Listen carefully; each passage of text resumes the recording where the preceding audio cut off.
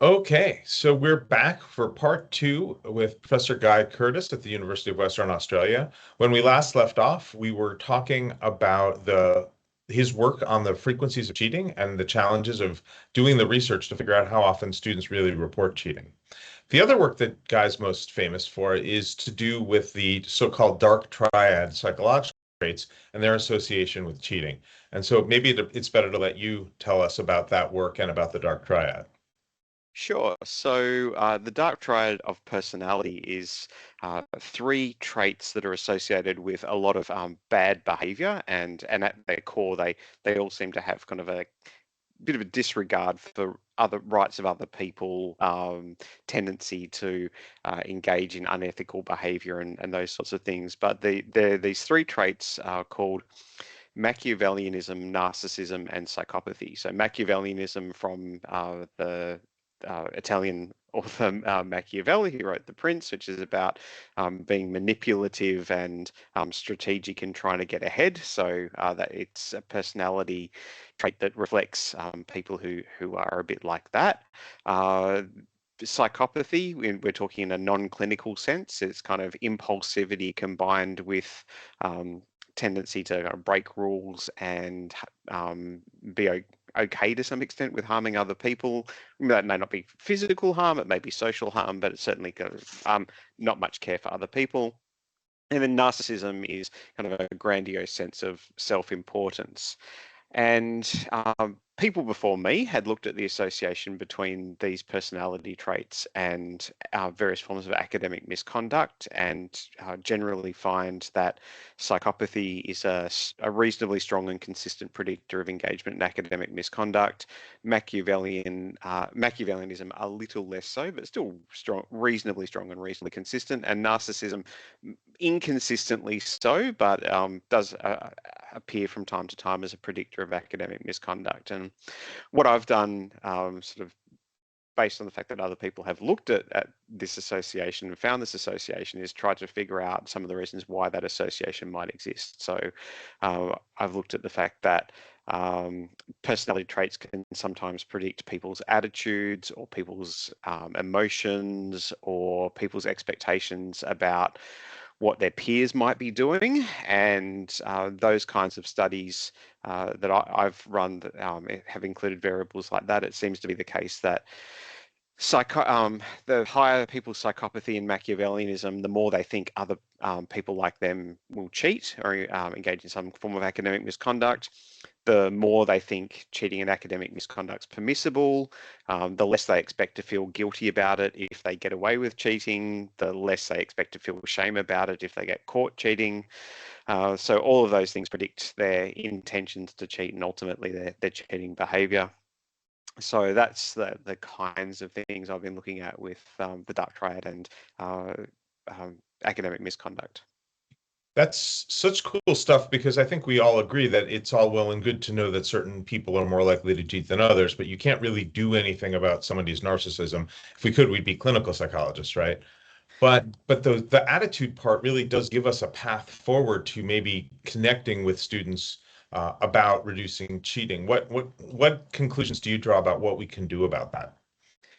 Yeah, so there's a few things. One is you're right, the attitude part and the perception of what other people are doing does give us a bit of a path forward. And what we can do with people's perception of what other people do, so they're what we call their perceived norms, is we can influence their perceived norms. We can tell people that most students like them, in fact, do not buy assignments from that are written by someone else and submit them with their own name on it. We can let them know what the norm actually is, because the perception that this is a frequent behavior because I think I would do it, which is where someone who might be high in Machiavellianism or psychopathy is coming from, is something that we could dissuade them of, right? So uh, at least one or two other studies I've done, some of those other things that might explain that connection between personality and engagement academic misconduct fully explain that relationship, and so we can actually target those things that are more malleable. Something else that has come up in research I've worked on is looking at the reasons why students don't cheat. And again, these seem to connect with these personality traits. So people who are high in Machiavellianism tend to say that they won't cheat for fear of getting caught. And that actually tells us that we need to have assessment security. We need to have ways of catching people cheating. And it also tells us that we need to enforce the rules when the rules are actually broken. Uh, People who were higher in psychopathy tended to say that they wouldn't engage in cheating because they haven't had the chance to. They maybe couldn't find someone to write an assignment for them or something like that. And that again suggests that, well, what we might need to do is cut down the opportunities for them to engage in cheating. We have to have our proctored exams from within the things that we do for assessment. We have to have things, for example, it might try and shut down the contract cheating industry website. So countries like mine in Australia, we actually ban advertising of contract cheating websites, and the government has attempted to prosecute several of the companies that are offering that. And again, it's just opportunity reduction, but we know that that's a good, a potentially a useful strategy, because the kinds of people who are likely to cheat are also likely to not cheat if the opportunities are pulled away from them. So it sounds like there's a lot of good institution level recommendations there. So you've got social norms marketing, where you let students know what their peers are really doing. And opportunity reduction is another huge thing we can do. Assessment security is a big part of opportunity reduction. So what do you say to the people who say, without much reflection, you have to trust your students? Um, there's a nice saying. I'm not really sure where it came from originally. Is the trust and verify, right? That I was um, Ronald Reagan. I should break the news to you. Ronald Reagan. Okay, but yeah, it makes sense as a strategy. We can trust students. What I've found in some other research is that if you ask, it gives students a situation where they might be given a hypothetical choice to buy an assignment or not buy an assignment. Something like half to two-thirds of students will never buy an assignment to submit with their own name on. And what we can reasonably conclude from that is that there's a lot of students who will go, yeah, I just won't do anything unethical. And that's great. Okay, we can trust a lot of our students to not do something that's seriously unethical. But that still means that there's a number of students who, were a half to a third, who I've used the term in some of the things I've written, cheat curious. And that is that if the situation was right, if they think they might get away with it, or they think that they might get a better mark for cheating, or whatever circumstances might be, like under pressure, whatever, they would consider at least taking the opportunity to cheat.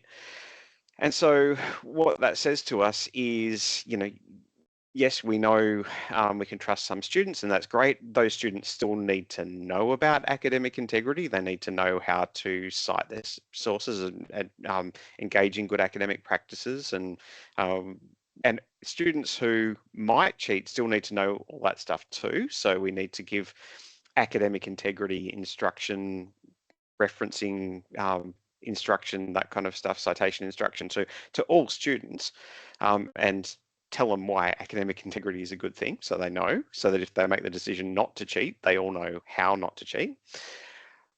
But we also need to have our assessment security in place for those who might be dissuaded by the chance of being caught. And again, the research that I've done suggests it's maybe about a quarter of students who, if there's some chance that they'll get caught, just won't do something. And it's a nice analogy is the metal detectors and X-rays at an airport. Everyone knows that they're there, right? You wouldn't walk into an airport with something as innocuous as nail clippers in your pocket, because you know that they'll get taken off you if you go through airport security. So you just don't take them through. And this is where if you've got text matching software looking for plagiarism, you just don't put an unreferenced, improperly cited quote, because you know it will just get picked up. So you cite your sources, right? So you know it's there, so you just don't do it. But there's still some small percentage beyond that that will try to subvert those systems. And again, the evidence from the Bayesian truth serum stuff that we talked about previously with contract cheating is it's maybe 10% of students who are like that, or 10% of people who are like that. That unless there's a high chance of getting caught and the penalties for it are quite strong, they will take the chance of engaging in some kind of cheating that will, be to their advantage if they get away with it. We talk in the book, for those of you who have read the book, guys cheat curious are persuadables. And it just depends whether you're coming at them as honest students who might be persuaded or who might be tempted, or less honest students who might be pushed towards the right track. But they're the same people.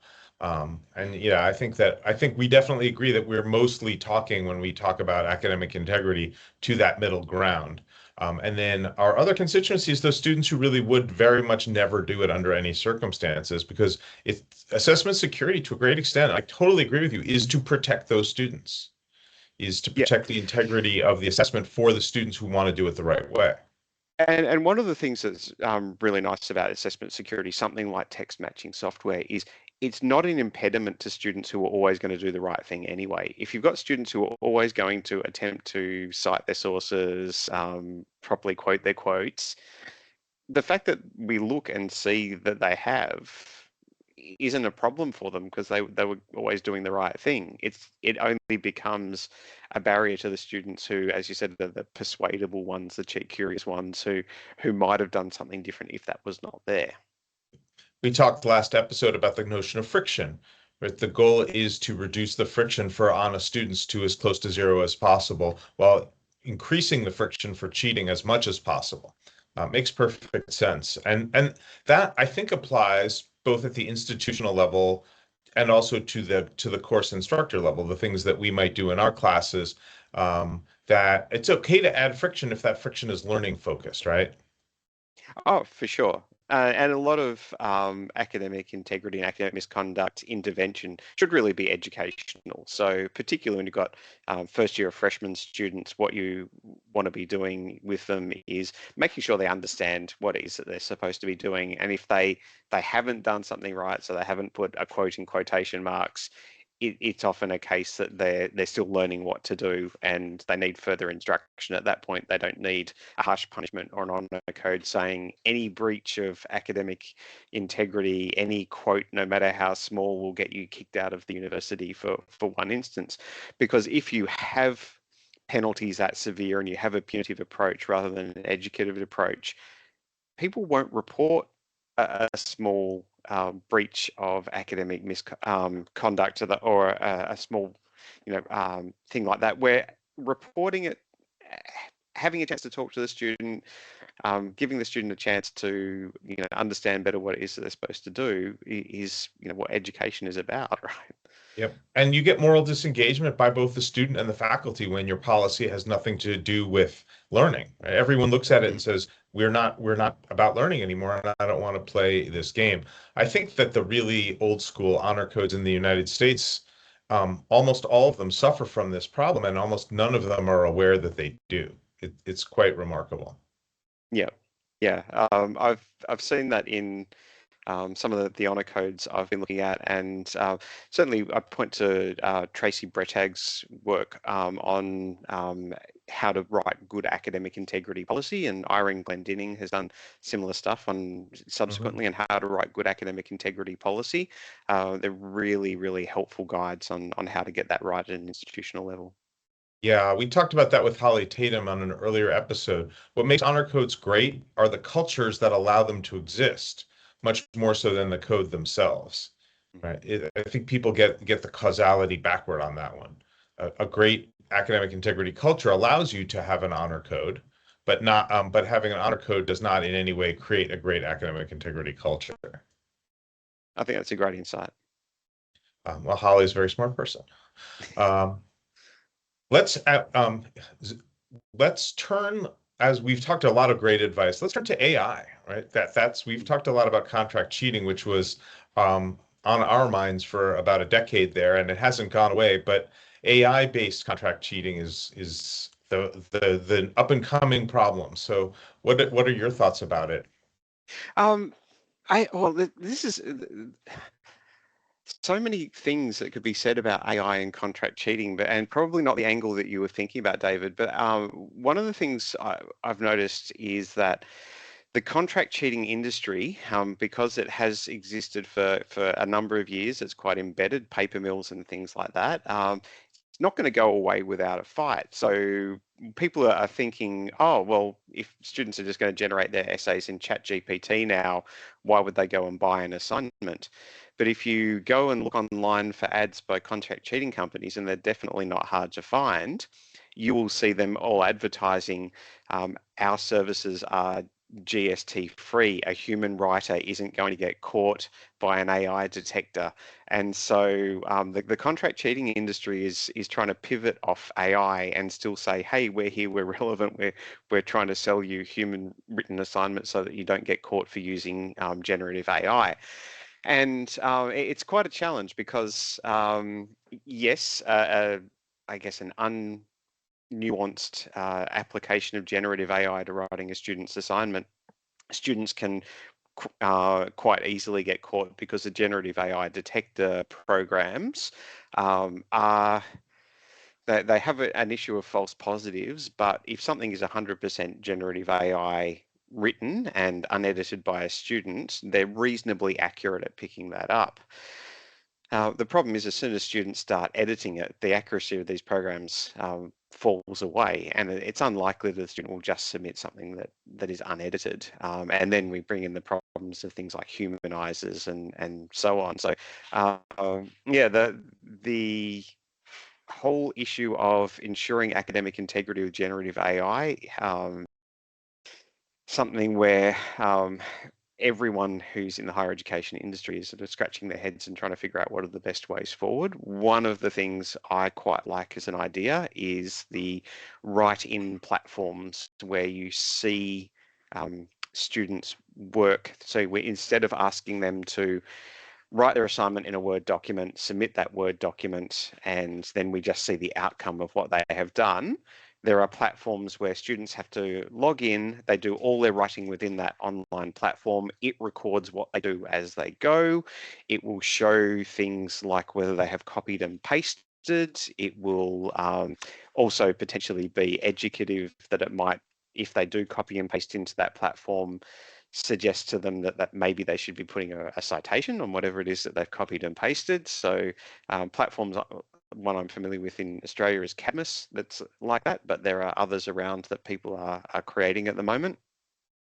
And what these kind of platforms do is not only do they have the assessment security side of potentially being able to pick up students copying and pasting in AI, and to pick up, you know, that if we're considering it cheating, which in many cases we would be, or plagiarism or something like that, but they really have a great educative role, because we can now give students feedback on their process of writing, which is something that, unless we were asking for drafts or sitting with them writing in a classroom and watching them write, which most people in higher education don't have the time to do, we really haven't had that opportunity. But actually being able to give students some feedback on their process of writing and idea generation on how they go about doing things is great. So AI is creating challenges. It's also potentially creating opportunities, and something like those platforms is part of the kind of co-evolutionary arms race of technology that always happens when there's a new form of